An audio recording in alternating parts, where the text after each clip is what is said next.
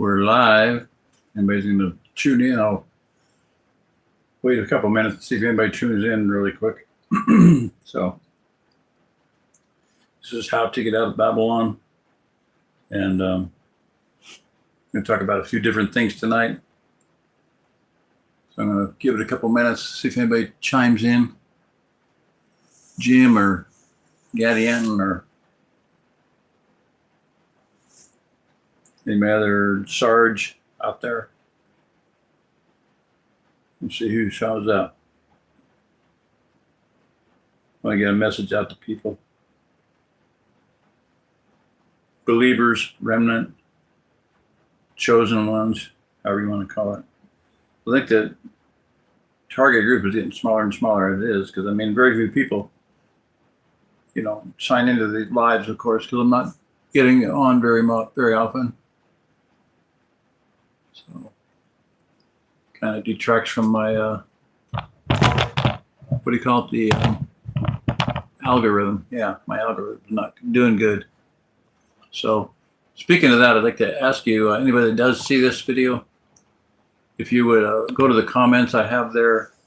It's in the description, but in the comments, I just realized tonight that it's hot linked for, the support material for the book, How to Get Out of Babylon, and for other writings and the map and different things, those who can be accessed through, the archive, web archive. So go there, archive.org. The links are in the comments and they're hot linked, whereas in the description they're not hot linked. I don't know why. When I put them on there, they're blue, they're hot linked, and then when I go ahead and save it, they're not. So I put them in the comments. Another thing too is that please like, share, and subscribe. I don't say that hardly ever, but that helps the algorithm, helps other people find it. It helps. Basically, you're planting a seed when you do that. You're extending the fact that this is going to be seen by more people if you do that, like it. So that shows the the algorithm that it's important to you. So please do that.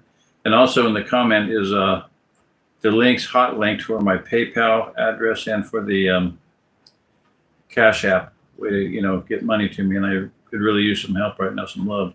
Sow a seed. If you've been blessed ever by my, from anything I've said or feel you've any kind of connection there, please consider sowing some seed there. Donating a little bit to the effort. I could sure use it right now. So anyway, nobody's on yet. I'm just going to go ahead and cover a few things. Okay, I'm going to go back to, and I apologize too. I got to apologize for the fact that I was going to read my book, and then the Hurricane Helene happened, and I just was so sidetracked by that whole saga, that whole mess, that noise, that distractions. Not more, a lot more than distraction. I mean, hundreds, thousands of people lost their lives, and I just talked to my daughter yesterday. She lives in Swannanoa, which is one of the places that was pretty much decimated by the whole thing. Swannanoa River flooded, and thank God they were pretty high up. It doesn't matter how high you are out there, but obviously that didn't save everybody. But some of those rivers were running at pretty high altitudes. Anyway, my point is that she was okay. They were not affected by it. Their house was not affected by it, but the water is bad, polluted and whatnot. So they're staying at an Airbnb for friends of theirs. So that's really cool. Came out to visit while she's waiting for the water to be turned back on. So they're still not back home. Anyway, okay, so I'm gonna see if anybody's on note. 3, hi, hello. Blessings on whoever's out there, and you want to chime in and say hi, please do. So I wanted to go back to that whole thing, because this is one thing that's been on my heart, and that is, and it was raining when I started, and it's really getting heavier. I'll try to speak up. I know the rain's getting loud. I don't know if you can hear me. Tell me if you can hear me 5x5 or not. If you're on there, Jim, or anybody who is out there. So, what I want to talk about is the idea of a fortress being besieged, because I see the Ozark Plateau as a gigantic castle, a fortress, a place that was ideally set up at creation for this point in time. as a fortress. You know, it's got a moat around it called the Mississippi, the Missouri, the White, and the Arkansas River, and the several rivers up to the northwest. So it's almost completely surrounded by rivers, which are pretty good-sized moats. You know, it's not just alligators in them, but all kinds of things in them. So the other thing too about that is that there's a map. Chet Snow, Dr. Chet Snow, which showed the Ozarks as an island completely cut off from the rest of the United States. I don't think that can happen because it's you can have land out to the north and west, a narrow corridor that won't be cut off if things go bad. You know, if the ocean levels rise, basically. But that also is confirmed by say Edgar Casey map, which supposedly is the map that was the basis for the U.S. Navy map that John Moore popularized. The U.S. Navy map, the Ozarks being surrounded. And there's another map too. Gordon Michael Scallion is very similar to that. Lori Toy, Lending Deer, and there's another one. Stan Deo. And what he did was he took a topological map of the raised relief map of the United States and just filled it in with all the lower elevations. He just filled them with water up to about 800 meters or 1,000 meters or something like that. And poof, you got the same thing that Chet Snow and Edgar Casey showed. The Ozark Plateau about basically being a peninsula. So, okay, so the idea of besiegement, okay. And I want to read a little bit here. This is from a Bear Brief, Bear Independent, TJ, Grindstone Ministries, Refuge Medical. Okay, quite a few different operations there. But he said this was in an interview with Billy Boyd of Passion is My Permaculture is My Passion, PIMP. Okay, he said, we have to rightly divide between the government of the United States of America and the people of the United States of America. And this is going to be true of every nation, Russians included. There's a lot of really good Russian people. Does that mean they're the same as the Russian government? No. The Russian government may very well do some things that we would not consider good. A lot of people are moving there, though, because it's a more Christian nation than our nation. I've read a few people that have done that. They saw the bad things happen in our country, so they moved to Russia. So,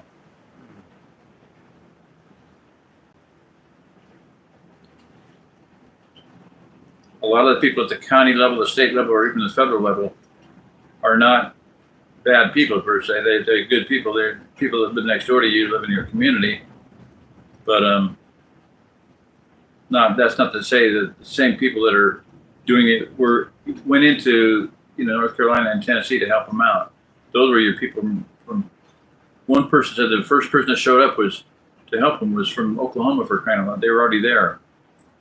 Probably one of the Grindstone people, because he's from Oklahoma.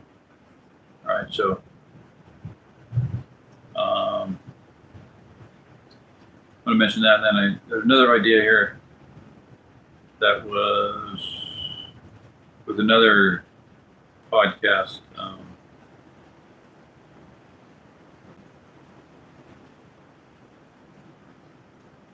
Billy Bond. Oh, that was it. Okay.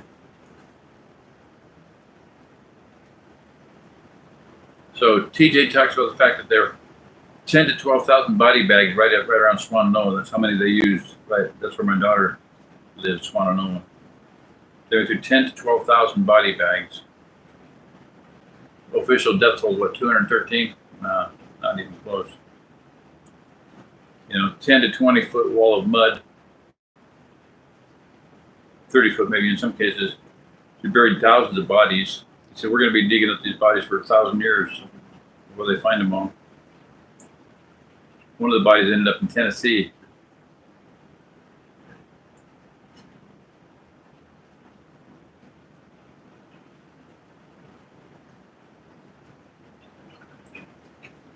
Another place he talks about the fact that basically you're putting out okay, that book. Here it is.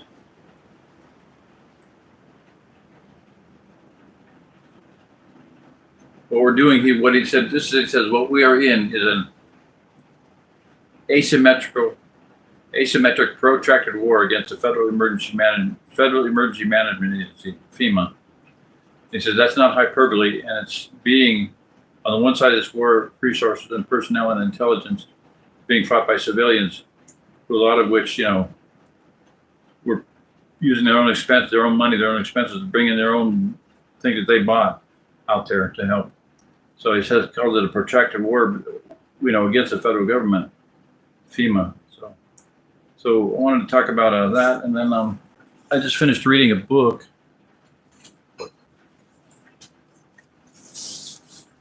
Talk about a siege, Gibraltar, from 1789 to 1783, 1779 to 1783.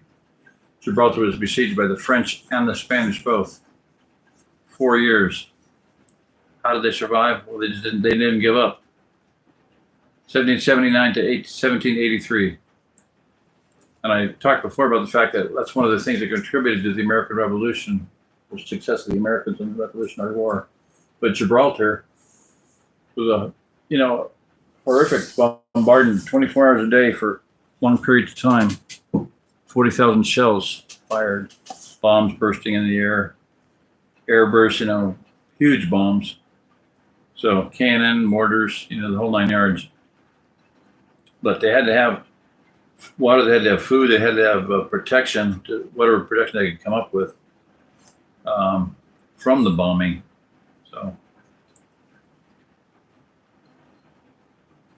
at one point they began tunneling to come out of the north face of Gibraltar so they could put a cannon in there. So that was pretty brilliant. So, all right. So that was a couple of points I want to make there. The idea of a long-term protracted war. But now the problem with the whole North Carolina thing is that I said before, and I'm going to say this again, it's not the worst thing that's ever going to happen. I believe it's, something worse is going to happen. Anybody on? No? Okay. So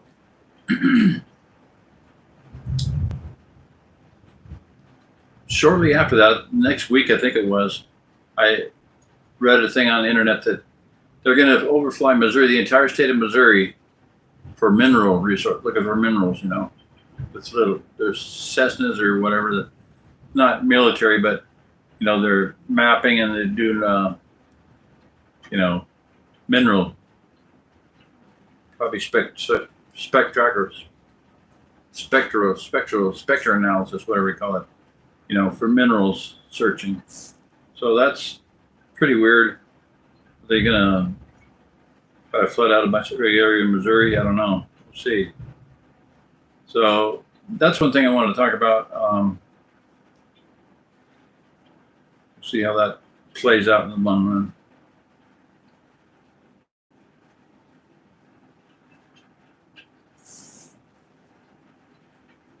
I'm going to read a verse from Zephaniah 3:17. Yahweh your Elohim is with you. He is mighty to save. He will take great delight in you. He will quiet you with his love. He will rejoice over you with singing. Zephaniah 3:17.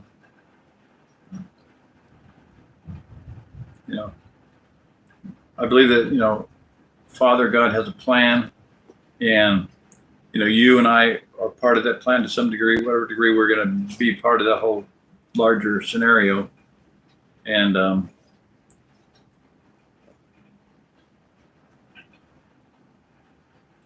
want to read I just don't feel up to right now going back into reading my book, but I'm going to read the poem, make a few comments there. Basically what it comes down to is the idea of besiegement and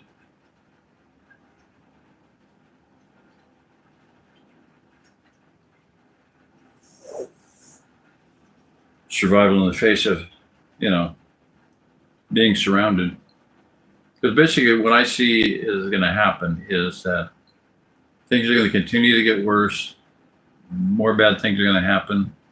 And then we're going to have an area where people are going to have to hold on, hunker down and hold on. I was part of a documentary. I was in a documentary called Beyond Off Grid. And what I said was we ought to do I wanted to do another documentary called Beyond Off-Grid. My point is this, is that the point of the video was we need to have a different way of thinking. We need to approach life from a completely different viewpoint. And the reason it started was because of a man named Michael Bunker, who basically lives like Amish. You know, he has a little place where he has solar power, but he's basically lives off grid. And Cody Crone, Ryan Grossar was in it. Ryan Grossar was out there in North Carolina, Tennessee, helping Grindstone Ministries. And both those guys are very much, you know, self-sufficient. But my point is that they're beyond off-grid, but need to go beyond that. They're both in areas of the country that are not going to be tenable. They're not going to be holdable.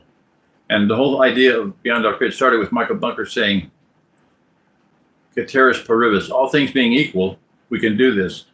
Well, all things being equal, if you were living in a part of the country that was good, survival in the long run, that would be a good idea. Same thing with Cody, he's out there in Oregon or wherever. If it was going to be a holdable area, tenable, holdable area, that would be wonderful. But it's not. Never going to be. And same thing in Texas, you know, not going to be holdable.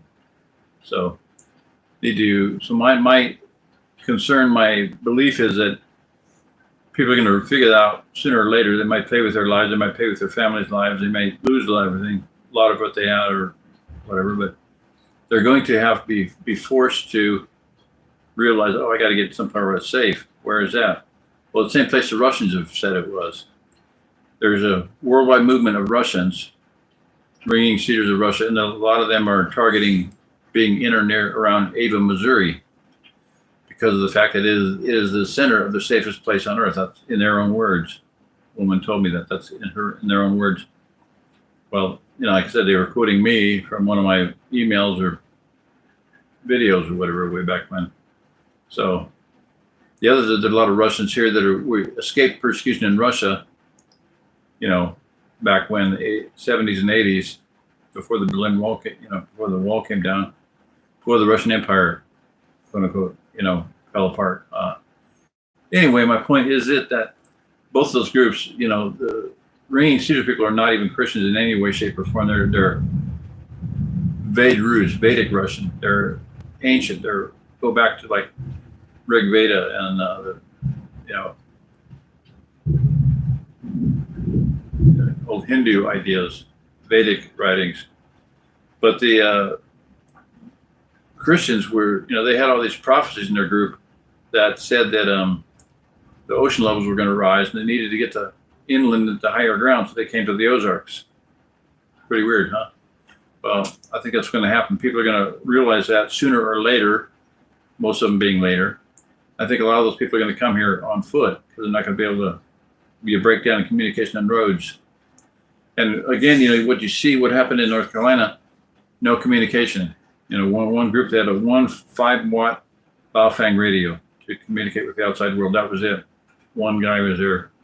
So communication is important, and travel. They were cut off from the rest of the world by road. The roads were gone. So I said that, you know, I saw that in a prophetic thing of the what happened in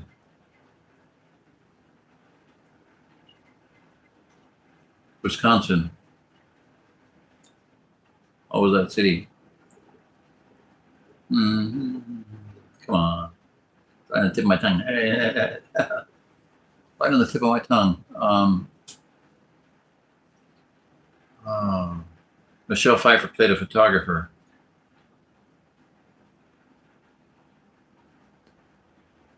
Anyway, I can't quite remember it. But there was a forest fire, same day as the Chicago fire. And I'll hit it in a minute here. Same day as the Chicago fire where 200 people were killed, but 2,500 people died in, what's that? Wherever it was. The fire. Okay, so, all right. So that's one thing that happened there. But what happened was communication broke, the telegraph poles were burned and the roads were burned. The roads were made out of wood and the telegraph poles were made out of wood. So there's no communication and no transportation in or out. They couldn't get out with any, you know, to get supplies. They couldn't get anybody in to get supplies. There were no roads. They were impassable because the roads burned up. So couldn't communicate. So I'm going to read my poem.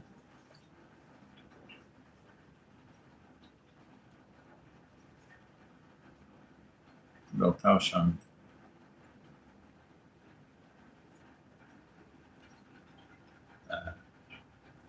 I'll leave it up here. Hang on. Let me go on yet? No. Gone. Bored y'all to death. Sorry.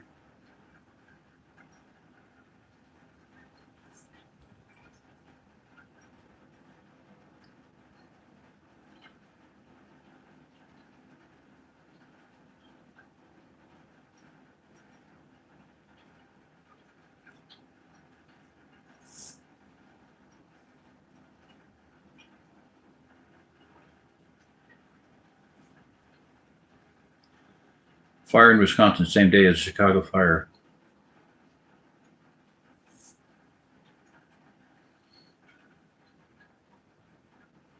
Peshtigo, there you go. Peshtigo fire that killed about 2,500 people.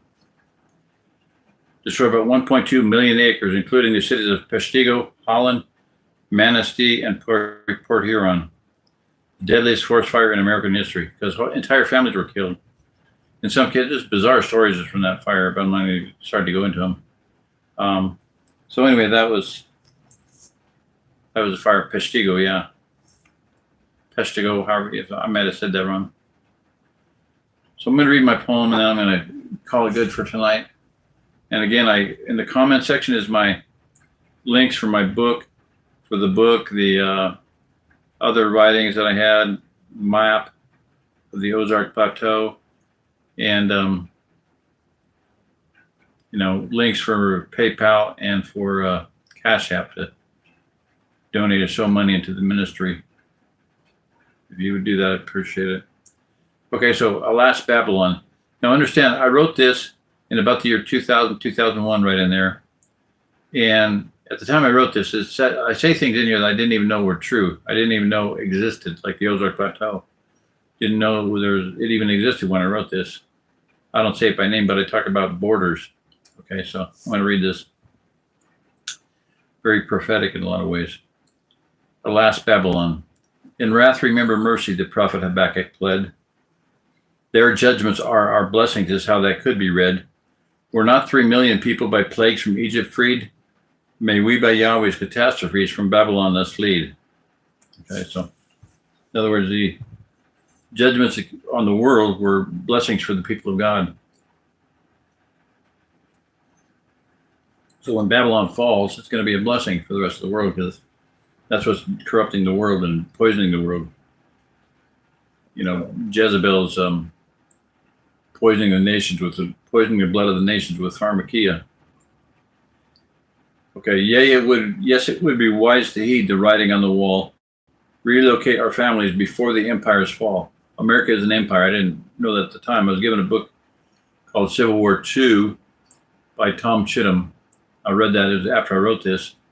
But it was amazing that in that book, he talks about the fact that America has become a multicultural empire. And his thesis is that every single multicultural empire in history has deteriorated into civil war, and that's going to happen in America. We're going to have another civil war. So. Relocate our families before the empires fall. We'll learn to grow our garden worth more than lifeless gold, build our new communities, and our new borders hold. I didn't know there were borders. I didn't know there was a separate nation, a separate area. And the Ozark Plateau is a completely separate region from the rest of the world. Demographically, geographically, geologically, yeah. Hydrologically, water, oil, gas, everything. Completely separate from the rest of the world, the rest of the continental United States. Very, very different, very bizarre, very unique. It's a synchronicity. We need new communities. We need to hold our borders. Next verse says, cut your losses, burn your bridges. You'd better do it now. Don't look back. Escape the fire. Put your hand upon the plow. It takes some time to settle in. Be trusted. Learn the ropes. We must build a house and grow some crops if we're to live our hopes. So my point is we need to build houses. We need to build our own houses or live in houses that we're not indebted for. The reason to build your own houses, though, when you're done building, it's paid for. And I told that to one woman, and she goes, "That's why this house isn't finished, because it's not paid for. That's why it's not paid for, because it's not finished. Someday it might be finished." The war we fought for freedom 200 years ago, dragged on for 8 long dark years, hunger pangs did many know. 1775 to 1783. Oddly enough, it just almost overlapped Gibraltar. 1779 to 1783. The war we fought for freedom 200 years ago, dragged on for 8 long dark years, hunger pangs did many know. Will never last a coming wrath unless our storage food abound, and that is meat upon the hoof and crops within the ground. Okay, so we need to have food that's growing, it's on the hoof and crops in the ground. My son has like a couple hundred head of cattle. That's a lot of food on the hoof. And other people around here, I don't know how many gardeners have helped move here. Probably 100 or better. So do I have a garden? Not personally, but I've helped a lot of people who are gardeners come here. I have several people that are married to Russian gardeners, and a lot of Russian gardeners have moved here because of my work, because of that. Anyway, it's not just for, and it's not me. It's got nothing to do with me. It's a message that the Father gave me. Heavenly Father gave me. I'm not saying I got anything to do with it. It's the work that God's been doing through me. So I want to give all praise and all glory to Him, because He's the one that's, this whole thing is, having that result. I just listened to a video earlier of a kid, kind of had a British accent, but he said, we need to follow the presence of God. If you're with the presence of God, you'll have provision and you'll have protection. So presence, provision, and protection. I'll try to remember to put a link for that. So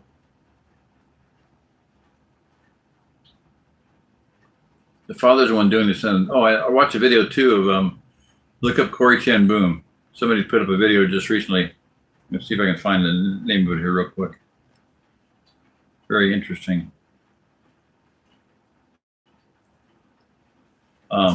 Because she had a vision supposedly of, I just say supposedly because that's the story, conflicts with her nursemaid or whoever it was.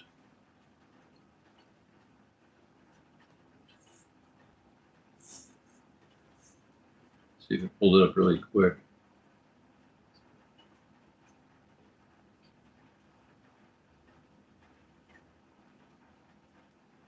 Not seeing it.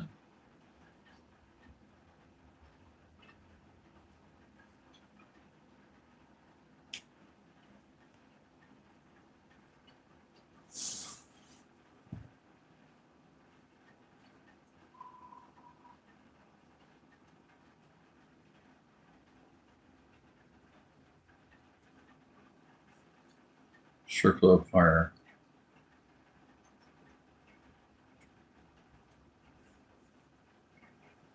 I go to my history and find it that way. There it is, yeah. This is from, the title of the video is Corrie Ten Boom's Ring of Fire Prophecy.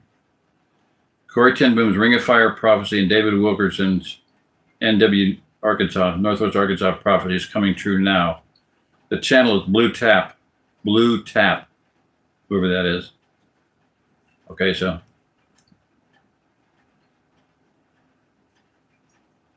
short video, 5-minute video. But brand new house, it's less than a year old, and the seller. Here's the story about this Ring of Fire prophecy that we can. She talks about it. So my point is this: that this story about Corrie Ten Boom. She saw angels 5 rows deep, and flaming swords surrounding an area. And she was on an airplane flight and looked out and saw that, and asked where they are. She was actually supposed to be with the founder of Bill Gothard, the Basic Youth Conflict Ministry. She says, "Where are we at?" And he asked the pilot, and the pilot said, "We're over Missouri and Arkansas." And so she said, "That's a very safe place." So anyway, that's my point. Is this that this area is it actually has a picture of a ring of fire there. Interesting. Not gonna be able to get that pulled up.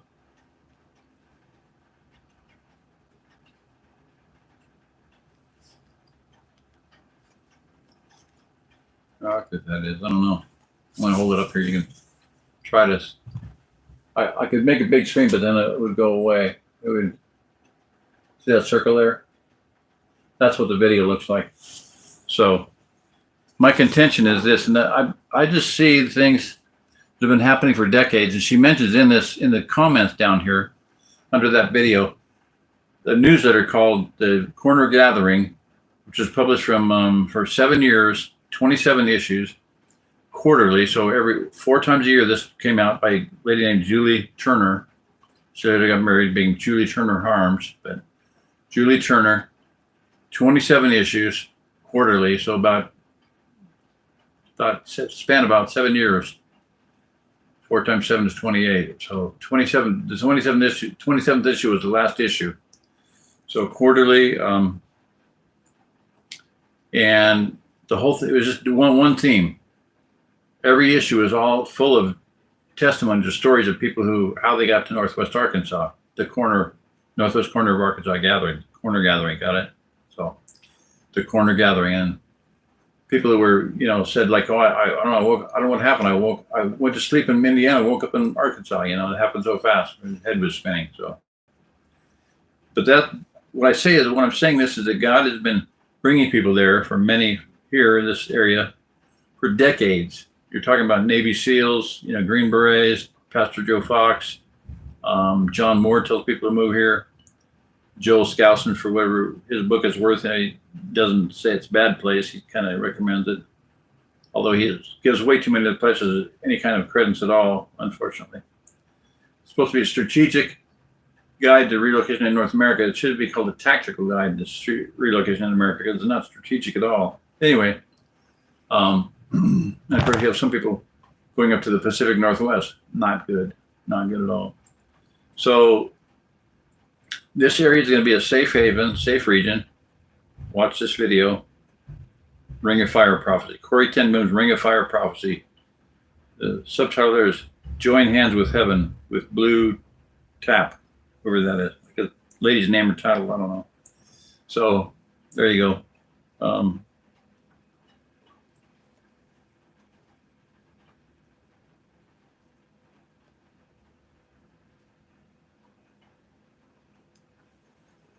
So they're going to be a safe haven, safe region, a land of Goshen. A lot of people are going to come on foot because they won't be able to drive. Communication is going to break down. You're going to have to just listen to the Holy Spirit, listen to be led directly by God. One thing was that this guy the English guy in the video made a point, was that, when the Israelites were in the wilderness, when the pillar of fire moved, they had to pack up camp and go and follow the pillar of fire. If the cloud moved by day, they had to pack up camp and go, follow the cloud. So the pillar of fire by night and the cloud by day, they had to follow that cloud. So they had to go with the presence of God. Where when God moved, they had to go. So that's what's going to happen. You're going to be led directly by God. So I suggest everybody begin praying, getting on the same page, getting your heart right with God, and seek His face about where He wants you to be and what He wants you to do and where He wants you to live, how He wants you to live. I believe a lot of us are going to be underground. Hebrews, read Hebrews 11. I'll pull that up real quick here. Hebrews chapter 11.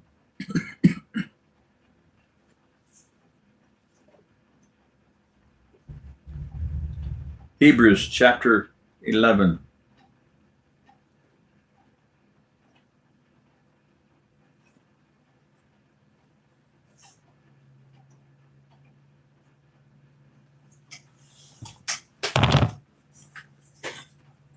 Uh,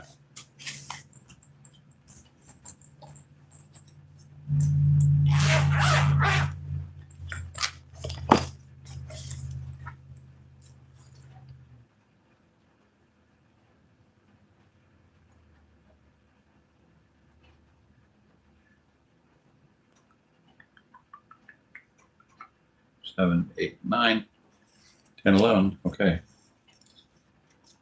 Now faith is the substance of things hoped for, the evidence of things not seen. He talks about the hall of faith. By faith Abel offered unto God a more excellent sacrifice than Cain, by which he obtained witness that he was righteous. By faith Enoch was translated that he should not see death.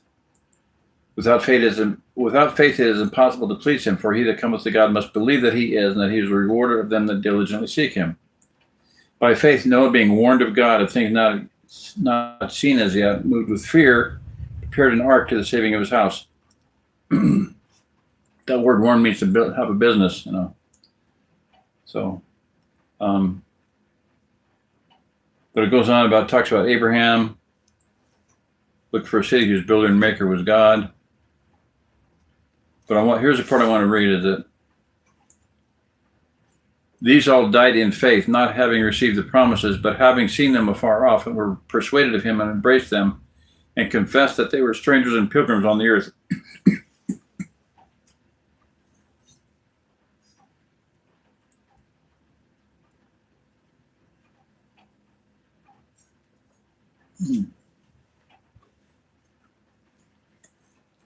By faith the walls of Jericho fell down, after they were compassed about 7 days. By faith the harlot Rahab perished not with them that believed not, but when she had received the spies with peace.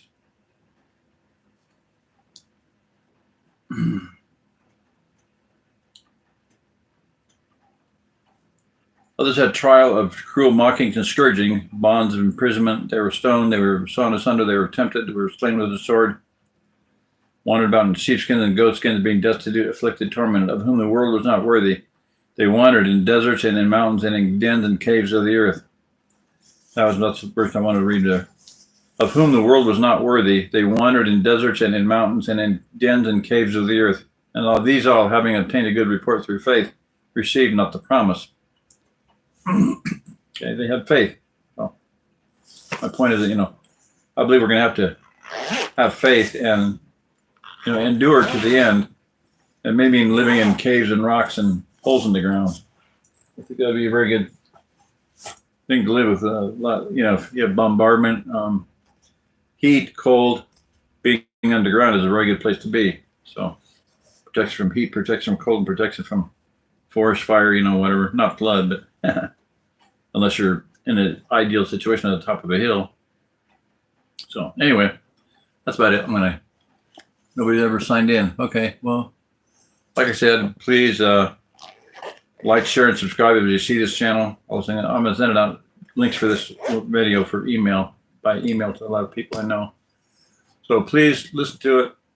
I know my voice isn't too good, and it was noisy during part of this thing too. It was raining pretty heavy. It stopped now. My voice is about ready to go, so I need to quit. And it's been 38 minutes. That's about, I got sandals on, so my feet are getting a little chilly.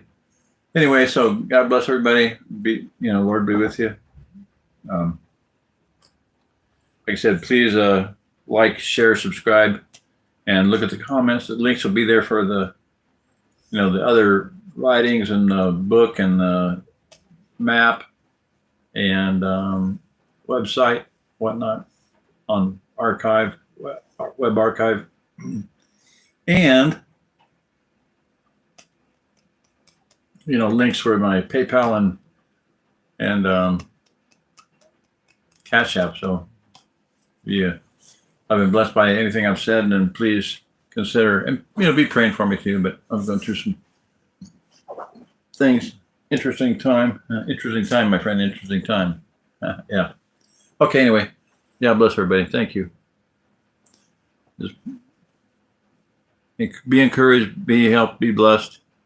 And just continue to do what you know is the right thing to do. Pray for guidance. Pray for protection. Pray for His presence. Pray for provision and protection. So just thundered right when I said that. He sits in the heavens and laughs at what's going on in the world. Yeah. They have gathered themselves together against the Lord and against His anointed, saying, "We will not have this man rule over us." He sits in the heavens and laughs. Oh, can you hear that? Deep thunder. Wow. God moves in a mysterious way His wonders to perform. He plants His footsteps on the sea and rides upon the storm. Deep and infallible mind of never failing skill, He treasures up bright designs and works His sovereign will. Ye fearful saints, fresh courage take. The clouds ye so much dread are big with mercy and will break in blessings on your head. Judge not the Lord by feeble sense, but trust him for his grace. Behind the frowning providence, he hides his smiling face. Blind unbelief is sure to err and scan his work in vain. God is his own interpreter, and he will make it plain. So God moves in a mysterious way, his wonders to perform. Hallelujah. I believe that, and I think we're going to see some amazing things. So hang in there, go where God has you. I believe that the safest place for everyone is in the center of God's will for you. So Daniel's 3 friends would not have been safer outside of the fiery furnace, bowing down to the golden idol. They were safest being inside the furnace with one like the Son of Man. So if that's where God has you, if it's the center of a furnace, just be sure that you're with God. Be sure you're with the presence of the Lord. So seek his presence. He will have his provision for you. If you're in the presence of the Father, you'll have provision and you'll have protection. So there you go. All right. God bless. Bye-bye. Good night.